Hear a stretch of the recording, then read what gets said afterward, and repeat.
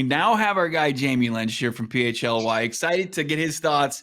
The big win yesterday, Jamie. And then I think at this point, especially with head-to-head style points, with Saquon's Eagles beating Lamar's Ravens, that it should be Saquon Barkley the front runner for the MVP. What do you say? We were having that debate this morning here. If you remove Josh Allen from the Bills, they're probably in worse shape than the Eagles are without Saquon. And I think that's kind of how you have to boil it down. The problem is, the MVP is a quarterback award. They touch the ball on every possession. There's no, secret as to why the quarterback gets that award. But it's a shame because Saquon Barkley right now is still on pace to beat Eric Dickerson's all-time rushing record. And if that isn't good enough to get you in the conversation, I don't know what ever will be. You alluded to it earlier. It was Adrian Peterson 12 years ago. That was the last running back to pull it off. If Eric Dickerson's award isn't enough, I don't think anything ever will be. So, maybe Offensive Player of the Year, Outstanding Offensive Player, whatever the award is that Saquon gets, he better get some hardware if he stays on this pace here. Let's talk about the win overall. Just a gutty win. Obviously, we saw Justin Tucker continue. His struggles continue. He's statistically one of the worst place kickers in the league. But obviously, he's earned the respect. But what was for the Eagles to kind of scratch claw their way out of there with the dub? Keep themselves firmly, in the chase for a number one overall seed, home field advantage to the NFC playoffs. How big was that? Yeah, the storyline in town is actually the defense and Vic Fangio and what he's done to turn around this defense. I mean, Jalen Carter is playing like absolutely one of the best D tackles in the NFL. He's getting double teamed at an extraordinary rate. And for about 3 games in a row, he's played every single snap outside of a meaningless late game drive where the Eagles had victory kind of secured.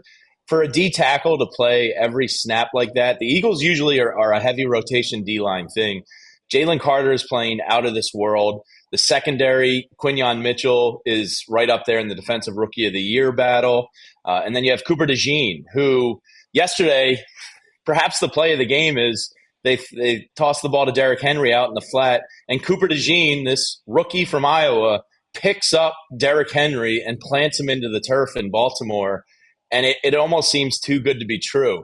And then you see a guy like Zach Bond, who was brought in as an edge rusher, and Vic Fangio goes, I can make this guy a linebacker. And he's playing at like an all-pro linebacker level. So the defense is the story of the town here in Philadelphia right now. Vic Fangio could be due for a lifetime contract with the Eagles. That's how well things are going. And it's almost like every move they've made this past offseason is paying huge dividends for them right now. Todd, what are you seeing from that defense coached up in his first season from Vic Fangio? Who makes that defensive side go? I mean, obviously you got the new blood, the first and second round defensive backs, and then you've got the second year defensive rookie of the year and Jalen Carter, or what Bond's doing as far as in the middle of that defense. Who's really kind of making that thing go? I really got to give credit to Vic Fangio. I played for him here in Denver, and what he can do with the scheme. He's been successful everywhere he's went, whether it's Denver, Miami. Like, he's always a successful defensive coordinator because he's great at using the pieces that he has to make them successful. So I think he's doing a great job of using the entire defensive unit, and they're really, really doing well in his regime. I had to go back to that hit by DeJean. I thought that was a really, really good hit because that sends shock waves to like, knows what they're used to seeing Derrick Henry do and how he's used to running through guys and, making guys look stupid with the stiff arm.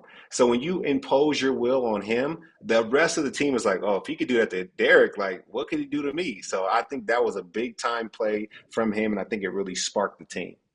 Todd, that nickel corner spot, it seems like it's becoming more and more an important position. A lot of defensive coordinators are calling it a starter's position. What's kind of had it become such an important spot on most NFL defenses?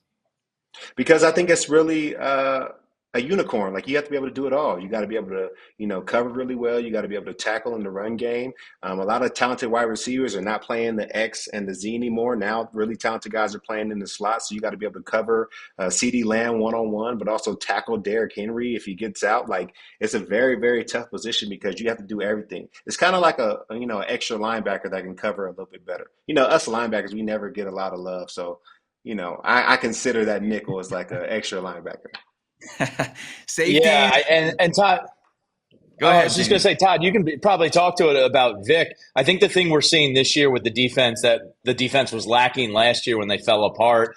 There was a defensive coordinator change there, midway with Sean Desai and Matt Patricia. It was just kind of a disaster. But it seemed like the communication was just non-existent almost.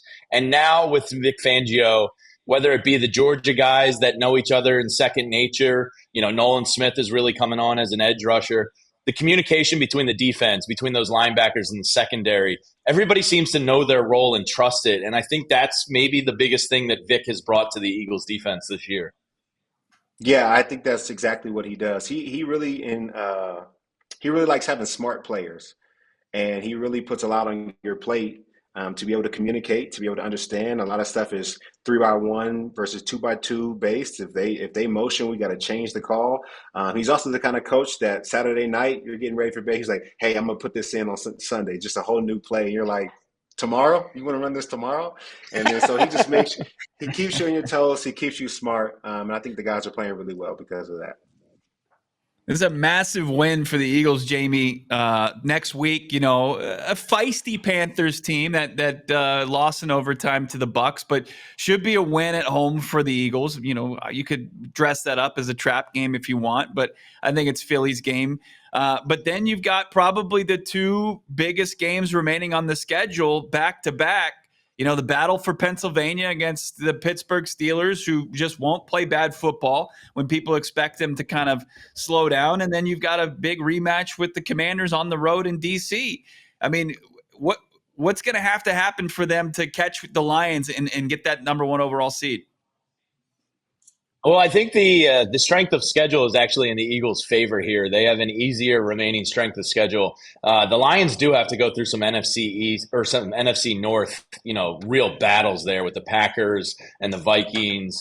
So they have a tough schedule, and I think it's a world of difference, getting the Lions to come to Lincoln Financial Field in late January versus the cushy dome setting that Jared Goff and Dan Campbell probably want there. So, there's a real chance here that the Eagles could win outright. And I know that sounds a little braggadocious and cocky, but this Eagles team, this defense is legit. And I think yesterday kind of cemented it. The Ravens, had the most explosive plays in the NFL, and Lamar Jackson is Superman. And you kind of expected, like, all right, if they're gonna come back to earth and have that moment of reality, yesterday was probably the spot. Cincinnati Bengals defense is just terrible. So while it was a nice win by the Steelers, I'm not giving them too much credit for beating up a Bengals defense. I do respect Russell Wilson and TJ Watt obviously coming in here, but I think that's a situation the Eagles can win. And the Commanders game, the Eagles dominate FedEx Field. Usually when the Commanders win, it's up here in Philadelphia. They have this weird inverse, but the Eagles play excellent down there in Landover, Maryland. So there's a real possibility. I mean, it's not irrational to think that they could go 15-2, and I think they're 14-3 worst case scenario here because the Giants and Cowboys are those are layup gimme games. Those teams are worried about draft position more than anything else. So if the Lions lose one more, I think there's a really good chance the Eagles could be hosting an NFC Championship game here. That's wild to think about because I want to advance a story that came from, it feels like forever ago. The team's 2-2. They actually advanced to 3-2 with a win over the Browns. And, that's the infamous game where, Sirianni's chirping back with Philly fans. What's the overall feeling now of the Eagles head coach? Is this success a product of the coordinators finding it out on their respective end, or is Sirianni really kind of getting back to becoming a master delegator and a good head coach again? Well, ever since he shaved his head, they're undefeated. So something's going on there. But there was a play yesterday that I think really solidified for me that the players are completely with him and bought in to his system. There was a play when the game was wrapped up. The Eagles were up 12, And Jalen Carter, who is the star of the defense, was making a tackle 12 or 13 yards downfield when the game was already in hand. And that, to me, when your stars are making those hustle effort plays like that, everyone's bought in.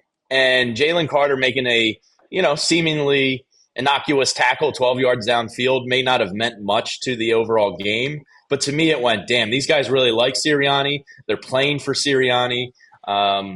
And look, he has like the fourth or fifth best winning percentage of any head coach in the Super Bowl era.